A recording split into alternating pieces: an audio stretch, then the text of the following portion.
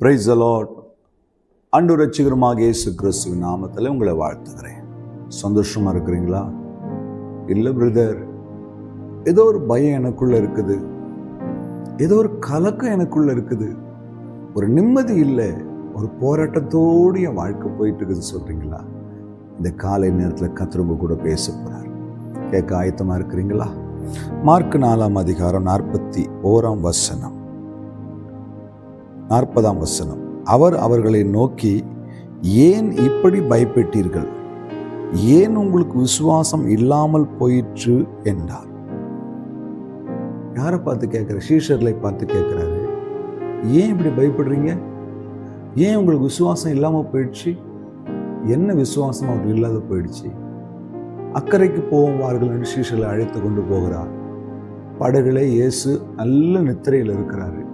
காற்றும் புயலும் கடல் கொந்தளிப்பும் பார்த்து சீஷர்கள் பயந்து போய், நாங்கள் மடிந்து போகிறோம் என்று சொல்லி இயேசுவை எழுப்புகிறார்கள். இயேசு எழும்பி காற்றையும் கடலையும் அதட்டின உடனே அமைதி உண்டாகிறது. அந்த சூழ்நிலையை அவர்களை பார்த்து அவர் கேட்கிறார், ஏன் பயப்பட்டீங்க? ஏன் உங்களுக்கு விசுவாசம் இல்லாத போயிடுச்சு? அப்படின்னு என்ன அர்த்தம்?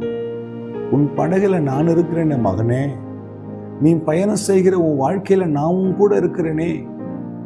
நான் உன்னோடு கூட பயணம் செய்யும் பொழுது, உன் வாழ்க்கை பயணத்தில் நான் உன்னோடு கூட இருக்கும் பொழுது, எந்த புயலும் எந்த காற்றும் எந்த கடல் கொந்தளிப்பும் உன்னை சேதப்படுத்த முடியாது. வார்த்தை கேட்ட அன்பு தேவ பிள்ளையே, உங்கள் வாழ்க்கையில கூட சில சூழ்நிலைகள் மாறும்போது, சில போராட்டங்கள் வரும்போது, சில எதிர்ப்புகள் வரும்போது, சில நஷ்டங்கள் வரும்போது, சில தோல்விகள் வரும்போது, பிசாசானவன் உங்கள் விசுவாசத்தை இல்லாமல் போக பண்ணிவிடுவான். அதற்கு அவன் கையில் எடுக்கிற ஒரு பெரிய ஆயுதம் பயம். பயத்தை உள்ள கொண்டு வந்த உடனே விசுவாசம் இருந்த இடம் தெரியாமல் போயிடும். இயேசு செய்த அற்புதங்களை கூட இருந்து பார்த்தவர்கள் அவருடைய சீஷர்கள். அவர் தேவனுடைய குமாரனாகிய கிறிஸ்து என்பதும் அவர்களுக்கு தெரியும். ஆனாலும் பயம் வந்த உடனே விசுவாசம் காணாமல் போய்விட்டது. இந்த வார்த்தை கேட்கிற தேவ பிள்ளைகளை, பயத்துக்கு இடம் கொடுத்தீங்கன்னா விசுவாசம் வெளியே போயிடும். ஆகையால் தான் ஆண்டவர் சொன்னாரு, பயப்படாதே, நான் உன்னோடு கூட இருக்கிறேன், திகையாதே, நான் உன் தேவன், உன் வலது கரத்தை பிடித்திருக்கிறவர். என் அன்பு தெய்வ பிள்ளைகளே, பயப்படாதீங்க. அவரை மீறி நம்மளை எதுவும் எப்போதும் ஒன்றும் செய்ய முடியாது. காற்றடிக்குதா, பிரச்சனை வருதா, வியாதி வருதா, சோர்வுகள் எல்லாம் வரட்டும், ஒன்னே ஒன்று, கர்த்தர் எல்லாவற்றையும் பார்த்து கொள்வார். சூழ்நிலைகளை பார்க்காதீங்க, உங்களை நடத்துகிற தேவனை பாருங்க. எல்லாவற்றையும் மாற்றக்கூடிய சக்தி உள்ள, வல்லமை உள்ள, சர்வத்துக்கும் அதிபதியாயிருக்கிற தேவனை தான் நீங்களும் நானும் ஆராதிக்கிறோம்.